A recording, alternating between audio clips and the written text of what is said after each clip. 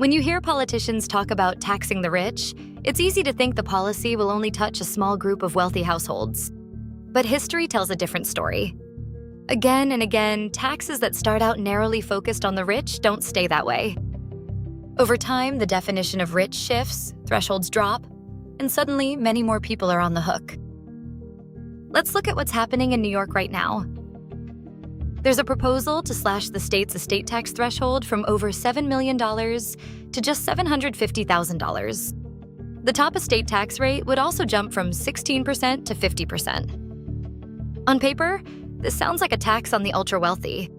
But in reality, a $750,000 threshold would reach deep into the savings of families, small business owners, and anyone who owns a home that's appreciated over time, especially in high-cost areas.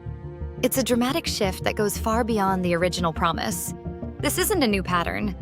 When the federal income tax was first introduced in 1913, it affected only a tiny slice of the population, with a top rate of 7% on incomes over $16 million in today's money. But that didn't last. Over time, rates went up, exemptions shrank, and the tax reached more and more people.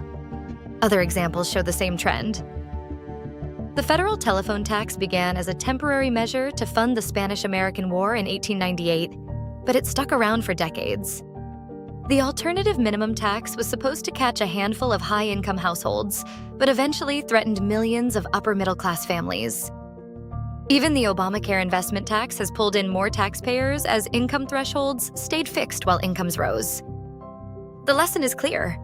Once a tax is in place, lawmakers can lower thresholds, add surtaxes, or let inflation quietly expand who pays. What starts as a tax on the rich often becomes a tax on everyone. So next time you hear tax the rich, remember to look beyond the headline, because the real target may be much broader than you think.